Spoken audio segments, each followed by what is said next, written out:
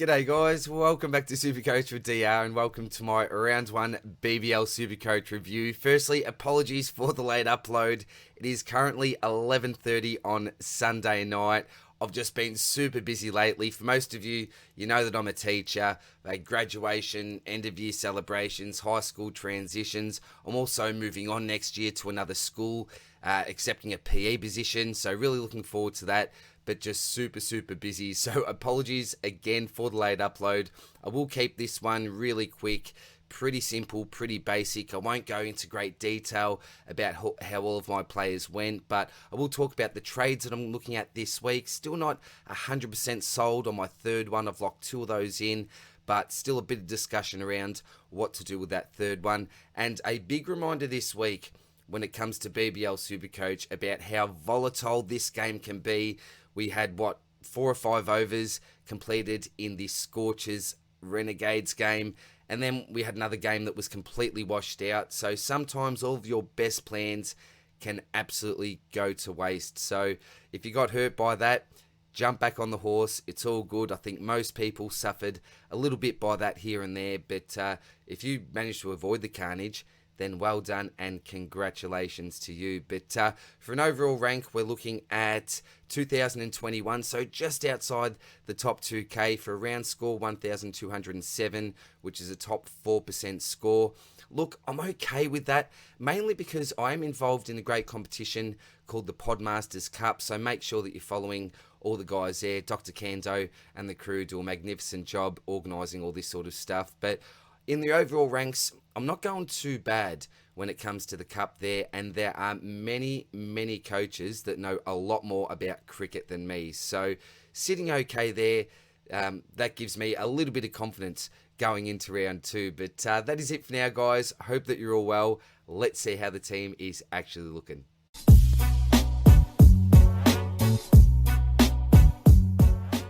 Alrighty, so as you can see, I have just under 70k sitting there in the bank. I thought that was one thing I really wanted to do. One priority of mine when creating my starting side was to have a little bit of a nest egg there, just in case a couple of things didn't go my way. For example, for those that started Jai Richardson, they thought potentially it's just going to be a straight swap to Matt Shaw. All of a sudden, that's not the case because things just didn't go Richardson's way. A lot of it was out of his control, particularly in that first game. But all of a sudden, he's lost a little bit of coin, and it's not simply just a straight swap from Richardson to, say, Matt Short this week, who I think is an absolute must-have. So that's certainly given away one of my trades. But anyone that's been paying attention to the upcoming schedule, you'll know that that's an absolute no-brainer. No surprises there whatsoever. But let's get into the team itself. So before I do that as well, for those of you that are new to BBL, we can actually make 3 trades a week, and then we get 2 boosts on top of that as well, when we can actually use 4 trades for that particular week. I am going to avoid using a boost this week. I just think it's going to be a little bit of a waste. But I've got a couple of weeks plans basically penciled in at the moment when I do plan to use those boosts. A discussion for another day. So we'll quickly talk about some of the individual players themselves. Sam Billings, look, it was okay, a little bit disappointing, but did not bat right at the top of the order, particularly in the second game like I was hoping. So I suppose I got that one wrong. Instead of 3 games, they obviously only played the 2, but 56, I suppose, was okay at the end of the day. Didn't lose too much coin, but I want to move him on soon. At this stage, I'm just probably going to keep him in the side and then use him as a loophole next week. That's the plan, but we'll see what happens. Ben McDermott, really disappointing as well. 21. He was a late inclusion into my side. I was really keen on fading McDermott. That would have been the right decision.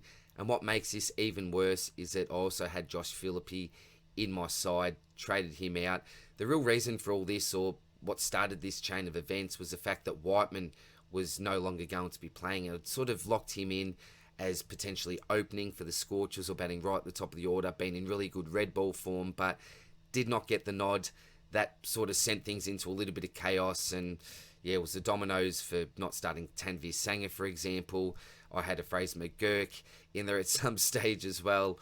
Really hurts. Edwards was in there for a little while. That was all the chat going on Twitter, and this chat that I was involved with. But yeah, it did hurt. I'm rambling now. Let's get moving with this. But yeah, there was a real almost domino effect to Ben McDermott, having to get him in my side, I felt, at the price, etc., etc. Nisa was okay. I think in game 1, scored around the 40 points, bowled really well. Unfortunately, in his second game, only got the 2 overs. Again, bowled really well there. Didn't have a lot of impact with the bat. I had the VC on him, but ended up changing that up. Lost a few points there, which was unfortunate. And originally, before Nisa was actually named, Munro was going to be my VC.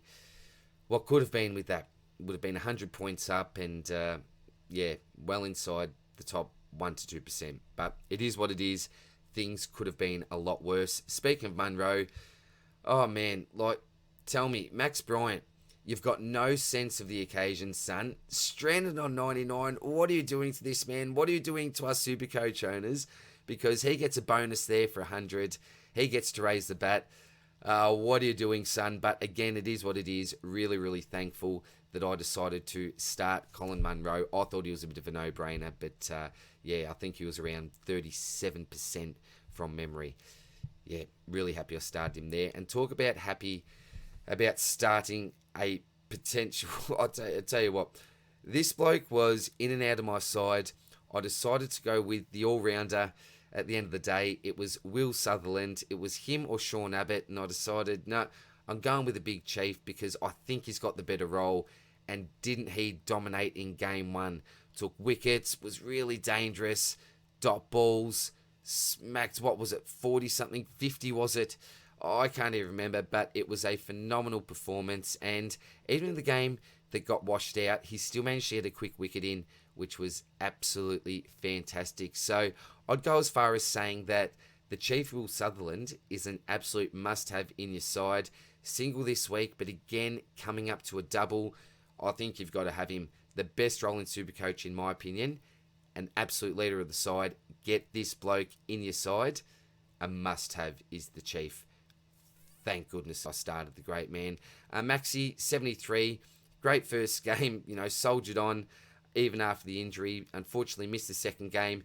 Good thing is, I'm going to use him as a loop for this week. He's got the bye. Fingers crossed he will be right for his double. Then got a single, then another double coming up. So I certainly will not be trading out this great man. I'll be holding on to him and hoping that he is right for that double. But really good game to open with. He is so dangerous, is Maxi. Walter, Paul, I'll tell you what. Scobie, thank you very much for getting me on this man in week 1 at least. Now, you may be disappointed to hear that he may be in my trade plans. I can't believe I'm saying that. Most likely not. We'll see what happens. But good old Tall Paul, as Nath refers to him. What a man he is. Now, in the first game, things didn't look too good. I think it was a 30. I think he hit a 6, a few dot balls, lucky to take a wicket. But the second game, this is what we wanted to see. Hit a quick fire 20, got some wickets as well. Bowled his 4 overs. Absolutely fantastic. And this is what we wanted to see. This is the exact role that Nath was selling us. And, well, what an own it is. The second game, it was really tough that he obviously didn't play those 3 games, but that is simply out of our control. But the fact he got 101, that's an average of a tad over 50. That is fantastic for Tall Paul, and thank you very much for getting me on this pick, Nath. Got DPP status as well, so I think he's certainly someone that you can hold, even use as a loophole, similar to what I'll do with Billings potentially in week 3. A really nice starting pick. Awesome to own him. Connolly ended up turning out to be a really nice selection. Now, I wasn't sure about this one, but in game 1, managed to get a few runs on the board. I think it was 6 runs. Wasn't looking fantastic, but game 2 had the perfect role. Unfortunately, only bowled 2 overs, but had a real impact there. Again, started at the top of the order. Did okay with the bat. Nice quick fire 20 off 9 balls. We get that strike rate bonus. I think it was 45 from memory with the bat. So fantastic stuff there from Cooper. And I think he'll continue with that exact role. Bat at the top of the order and bowl his 2 overs at least. So fantastic pick there. Really wrapped that I started him. Lots of people that had him on field also won out there at the end of the day, which was fantastic for them. Short, I just left on the bench there, knowing that the strikers would have the double this week. So he'll come on probably as a loop, as an emergency there. Just see how he goes. Still not really sold on this pick, but he's cheap, plays for the strikers. handy to have him there. Onto the bowlers now, Tommy Curran. So this bloke bowled so well in game one for a pretty ratchet score, to be quite honest. I think in his first spell had 4 dots in a row, 2 runs off that, or was that in the second game? I'm not too sure, but really did hit back in that second game. For those of us that had him as the captain, for example, you would have really been rewarded sticking fat with him. Bit out of your control that first game where he couldn't really have an impact. Well, he did have an impact, just not in the SuperCoach scoreboard. Just did not manage to take a wicket. Super unlucky there, but yeah, really nice second game. It goes to show he is a fantastic pick and generally really reliable as well. Good to see he got some reward for effort in that second game. Now, this was a little bit of carnage for me. Aaron Hardy, look, I didn't know what was going on with Nisa. I thought, look, Hardy will play the 2 games. Unfortunately, he didn't, but the good thing is that he did sneak in a 20 in that first game and then got a bit of junk time with the ball in the second game. Again, hit a 20 that threw away his wicket, which I was a little bit annoyed about. 85 for a captain is certainly not ideal, particularly when originally, before all this carnage where I was swapping out players, I had Munro for a 190, but not as bad as some other players. It could have been worse. Now, Zampa, this is really good because he had a really nice first game and then was a DNP in the second game. Now, this is a bit of a godsend. Some people view this as a real negative. He got rested, but at the end of the day, instead of getting a 0, he got a DNP. So that second game won't count in regards to his price cycle. In the first game, went past that break even, and it was in his last over, I think it was, 2 wickets, couple of runs, really hit back. I was thinking, shit, geez, he's not going too well, but really saved his score in that last over. This is why we selected Zamps. Hopefully doesn't get rested because he does have a single and then a couple of doubles, so I hope he's available for the doubles. A big reason why I selected this bloke, and the fact he's in great form. Richardson, super unlucky, so when he did have that full game, bowl out his 4 overs. He missed a caught and bowled. There was almost another catch close to the boundary. I think it was John O'Well's. Magnificent effort. Didn't quite get there. And then another one close to the boundary as well. So this could have been potentially 3 wickets for him. You get that 20 for a bonus, close to an 80. But unfortunately, he gets a 26 over 2 games as well. Break even is pretty high. I think it's high 80s. So big decision whether or not to keep him or move him on. Chowdhury, as that loop, obviously didn't play. Very happy to take Cooney's score here. 119. He did exactly what I needed him to do and a little bit more, to be quite honest. I was hoping he'd get maybe this score over the 3 games. I said maybe if he takes, say, 4 wickets and gets 5 dot balls per game, or 15 points along with those other wickets, 80, that takes him to around 95.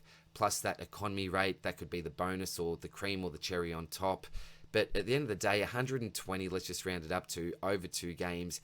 That is absolutely fantastic. So he certainly exceeded my expectations and also has a negative break even. And Manenti, he was one of those blokes that came in a little bit late, had a lot of other players in front of him, to be quite honest. Don't even know if he plays this week. Hopefully he does. Bowls out his overs as that spin option. Just not confident though. But at the time I was thinking, well, I don't know. I'm not too confident with some of these strikers players. I'll get Short in, I'll get Manenti in as those real cheap options, just so I've got at least 2 leading into their double, and then I'll make some decisions about other players. Hopefully get some data, but unfortunately didn't even get that. So that's another reason why I think it's really tricky to be trading in a lot of strikers players this week, along with your heat players, because they both share the bye in round 3. So that's a quick review of the side. Let's now start talking about some trades. All right, now the first thing that I'm going to do is have a look at some of the break-evens, because one big lesson that I learnt playing BBL SuperCoach last year and also playing NBL SuperCoach this year is the fact that you've got to look past these double game weeks. You've got to do more than simply trade in and out double game players. You've got to build some bank early on the season, just like AFL SuperCoach. And that's one big mistake that I have made playing other formats like your NBL, like your BBL. I need to build some cash and bank some cash early on the year and jump on some players that have a low break even and potentially jump off some players that have a high break even. Now, don't get me wrong. You've really got to take into account the upcoming schedule. Who's got those double games? Who's coming up to double game weeks? but it is also more than that. And what worries me about the strikers, and I alluded to this before, we've just got no data. What are their roles going to be? Overton, for example, how confident are we on him? Payne, we should be pretty confident, but I've seen nothing so far. How are these blokes going to perform? I'm just not too sure. And another thing, if you're not following the great man Katter, you need to, because he is our weatherman.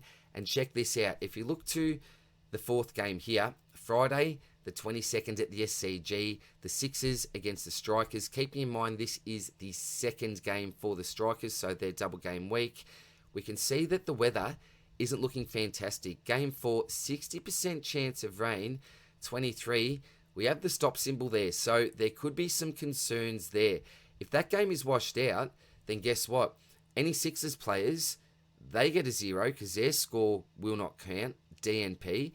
And the Strikers players, they don't actually get their double game week. So we can almost treat these blokes as single game week players if the game gets called off. Could we have a situation like we did with the Renegade Scorchers where we get a few overs in and then nothing? The rain sets in and we can't continue with the game. That could kill you. And that's something that we certainly need to take in mind. So make sure you're following the great Katter. This weather will obviously be updated, so we're not saying that the 60% chance of saying at the moment will stay.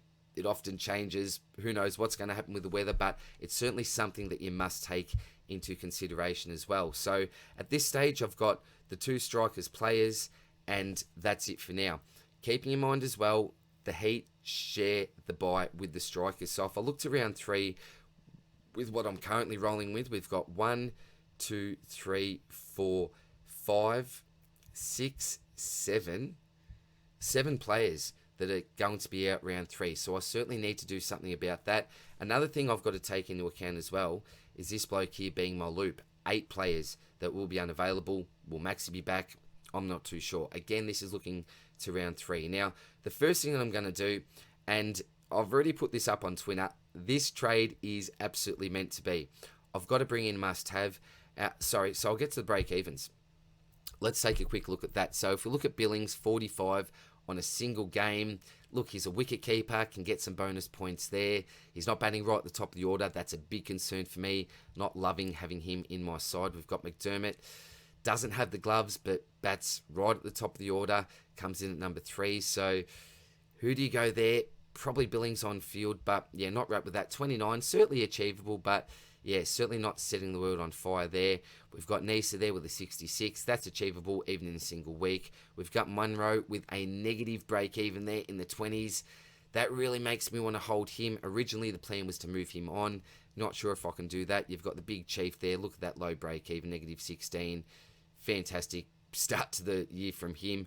I think he's a must-have. No way in the world you're moving him on. Got a great fixture coming up to a double after his single this week. Maxi, there's no way you're moving him on.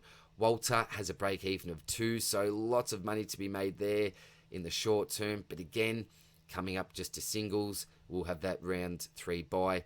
Could be a good loop, though, because he's got that TPP status. Low break-even, I like it at this stage. Connolly, low break-even of 13 there. Got the ultimate role, not moving him on. Even when he's got those 2 buys in a row, he's going to be the perfect loophole. After the buys, we bring in those Scorchers. That's sneak peek when I'm planning on using a boost, getting those Scorchers in before their double buy. Maybe even using that second boost to get them out again. We'll see what happens there, but planning on keeping Connolly. Short, he'll come on this week. Obviously looking to keep him, not trade him out. Curran, it really concerns me, him having that last game, a potential washout. He could be a trade-out candidate. Hardy, look, I'll show you in a minute that I've got the ideal trade for him. Zampa, great fixture coming up, low break-even. This is a bit of a concern. So he's got a break-even in the 80s, Kane Richardson.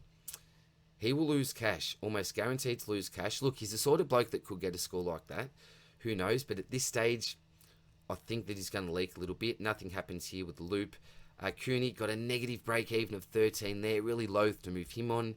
But again, coming up to singles and obviously not moving him on because he will be a loop for a double. So, look, it's a really tough decision here. What do I actually do? Let's start off with this one here and get in an absolute must-have. And you know who it is. It's obviously going to be Matt Short. So I'll quickly sort by highest price here. And we'll see Shorty come in. Now, look at this. $0 in the bank. So I'm just going to make this trade in isolation just because I just love the look of it. Complete trade there. And again, DPP for DPP, batsman bowler. But you cannot go past this bloke this week, Matt Short. He is the definition of an absolute must-have.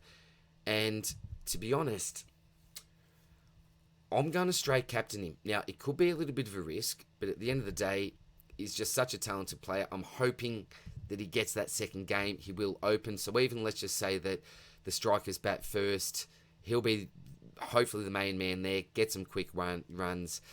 That's what I'm hoping anyway. Fingers crossed. And that will also allow me, with the Chaudhrys, with the Maxwells, to use those loops more beneficially and actually take scores rather than, for example, if he smashed it the first game, having to use a loop to take the captain's score when I don't like my bench loop score, as an example. So I'm going to take the risk and just straight out see this bloke. He's a phenomenal player. Again, one of Scobie's blokes, so that's going to be the first trade that I make. Now, the other bloke I mentioned before that I did have in the side right up until the last minute was Mr. Tanveer Sangha, and I need to bring him into my side. The question is, who do I actually trade out? Now, again, I want a bit of coin in my bank, and I've got zero there at the moment. Now, I really want to move Richardson on because he's got the highest break even out of any of the current players in my side. However, he's coming up to a single and then he's got a double. Will he get rested? I'm not too sure, but if he doesn't, he's got 3 games in 2 weeks. What do I do here? So, do I focus on that break even or do I focus on the schedule? It's a big decision that I need to make. So, Billings, the issue with trading him out is that I'm not wrapped in any of the wicket keepers this week. I don't think it's the right decision to bring in a wicket keeper. Another frustrating thing is the fact that I did have wicket keepers in my batsman spots, but none of them really performed anyway, apart from Josh Philippe. If I had him in the side, damn, I could do a lot. Unfortunately, I don't. So, Billings really isn't an option. I've got to keep on to him. So, then who do you look at? Munro being a batsman only. Now, you never know what's going to happen with a batsman only. Issue with him is he's in form. He's the most informed batsman in the comp at the moment. So, I almost feel silly for trading him out. Got a bloody negative break even as well. At a high price, there's a lot you can do with him potentially after next week when he's on the buy. So, you look at Anisa, 66 compared to that break even, but again, got a much better role. Do I trade him out? Walter again, 2 as a break even compared to Cooney, that negative 13. I like Walter better. But again, still 11 difference in the break even. That accounts for a little bit. What do I do? So I want to get Sangha in. I could trade him out for a Kuhneman type, but at this stage, and this may sound a little bit silly because he's an absolute gun, but I'm going to trade him in for Michael Neser. Now, I don't know whether I'll go through with this, and if I just go by total points here, oh, sorry, it's already on total points, then you'll see Mitch Swepson as well. But we look at Tanveer Sangha, 94. I think he's a must-have. Lots of people have said he's the best spinning option that we've got T20 level in Australia, which is big praise. Going to make a ton of money. He's got a double coming up in round 4, and I think I just need to stash him on the bench for now. I think that's just going to be a good move. 10th highest score of the round, keeping in mind he only had that single as well. So that's going to be a trade that I make for now. Definitely getting Sangha in. It's just who do I actually trade out for him? That's the biggest question I've got.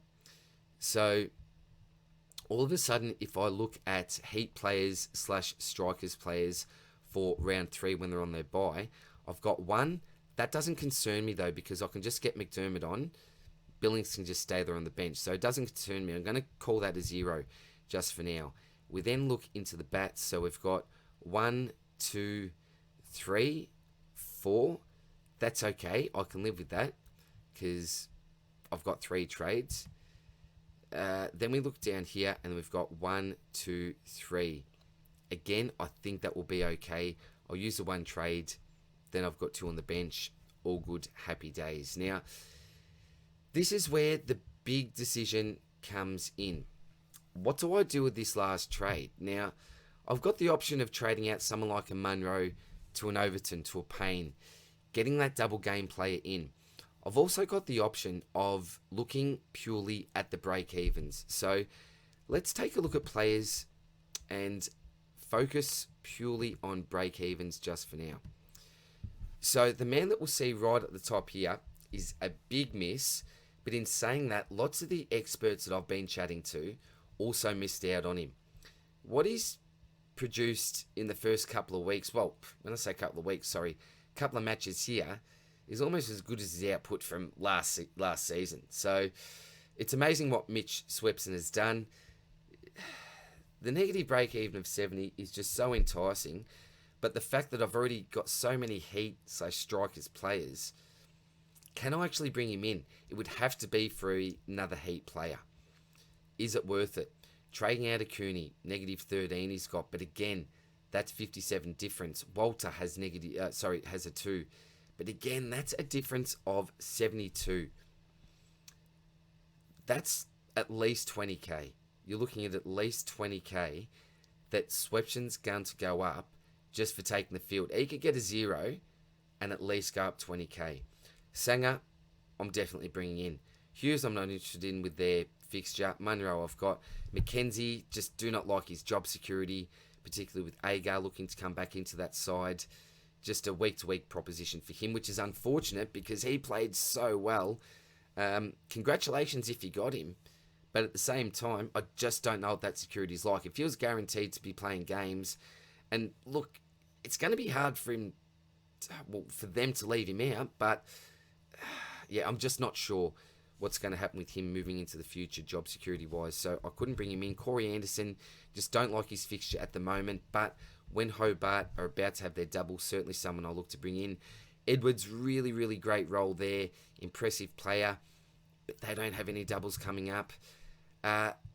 Bartlett, no. Kuhneman, I've already got. Then you look at someone like a Fraser McGurk. Now, a negative break-even of 9. A few question marks around where does he actually bat? Does he get pushed down the order? I'm not too sure about this. Now, lots of people are advocating for him to come in at number 3. I hope that's the case. I've just got question marks, so what I like about him, though, is the price. He looked phenomenal in that game. Really aggressive, looked confident as well. Really like the look of the young man. The schedule, fixture, phenomenal again. Only the single, but then comes onto a double. So I really, really like that. Again, not the best break even. A batsman only, very, very volatile. Who knows what he's going to produce next week during those doubles. He may do absolutely nothing. I'm just not too sure, but he's certainly an option. Philippi, could I move Billings on this week and potentially just bring Philippi in for him? It's an option that I've got. Paul Walter there, number 16 for break even. So do I trade him out? Is it silly? Potentially. It's almost like I wish I could just keep onto this trade and then use 5 for a boost, for example. But that's just not the way things work. Chowdhury, we've got, not much going on here. Max Bryant, nothing. Joe Burns, no. Ollie Davies, potentially for his upcoming double. Wouldn't be this week, though. Zampa, I've got. Lion. No, what do you do? Excuse me, got a bit of a cough. I'm not going to edit that out. You can keep on going down here. McDermott, then you get into players that I'm just not really interested in. The strikers, players like your Paynes, like your Overtons, again, I'm just not overly keen on. So, if I go back to my team, is it simply worth, do I even trade out of Richardson with DPP to a Fraser McGurk? What I'm really keen on doing next week is bringing Quinton de Kock into the side. Could it be for Billings? Probably not for me. I'd rather move possibly a Munro on. That way I've got him as a bit of a loop there in case I need him. But Quinton de Kock here. I can certainly do that with the money quite easily, to tell you the truth. Even with a Walt, I could most likely do that. Don't know what's going to happen next week, but that's most likely for me. So it's probably going to be to focus on that break even. Now, you don't know what's going to happen with injuries. I think it's a little bit dangerous almost bringing Swepson in. Do I do it for Walter? For Kuhneman? Look, this may be a little bit crazy, and Nath is probably not going to forgive me. Could it be a Curran? Nah, that's too much money. I'll tell you what, this is something that I could do. I don't know if I will, but there's potential for it. Curran, alright, in you come, son. And then we can go someone like a Swepson. So I've got 102k in the bank. That gets me a de Kock, allows me to make a couple of moves next week, and I get that break even. I don't mind Tall Paul's break even, love his role, what I saw last game anyway, but can you go past a negative 70 break even? I'm not too sure. Now, this means that I'm only going to have 3 blokes on the double this week, so obviously I'll keep him as my loop here. Got Maxi there. Short, I'm just going to straight captain, as I mentioned. Now, Sanger also shares the first game with Menenti. I'm probably more confident on Sanger on a single, to be quite honest. So what I might do is, I might just see how he travels. And look, if this bloke isn't even named, then that's pretty simple. I'll most likely keep on to Tall Paul and get Swepson in for him, or even a Fraser McGurk. We'll see what happens there. Again, I may even move on to Richardson. Yeah, decisions to be made there. But yeah, if I do run with this current side that I've got here, the loop will be on him.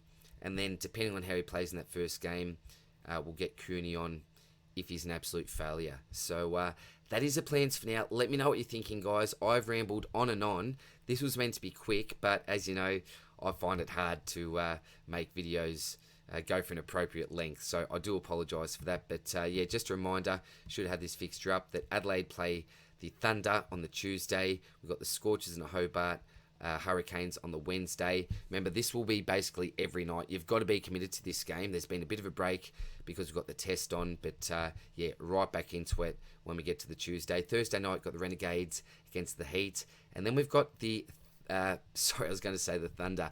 Again, getting close to the end of the video, I start mincing my stuff here, but we've got the Sixers against the Strikers.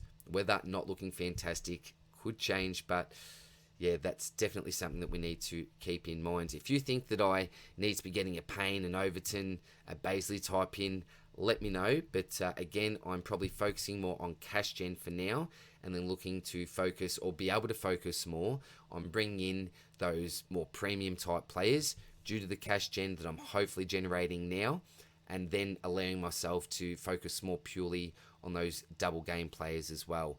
Saving boosts for those Scorchers buys / double game weeks. That's a strategy at this stage, but if there's some carnage, and there always is in BBL SuperCoach, plans may have to change there. But that is it for now, guys. Hope that you're well. Hope that you enjoyed that. Big shout out to all the Podmasters crew again as well. And stay tuned for some very, very special AFL SuperCoach content.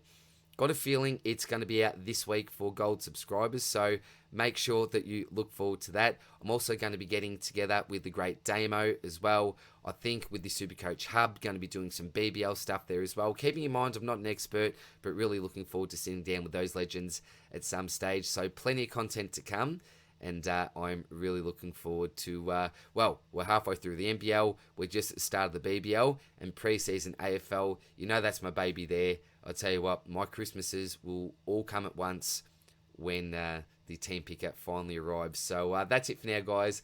Thanks for sticking with me. Hope that you're well, and I'll see you very soon for the next one. Take care. All the best. See you later. Bye.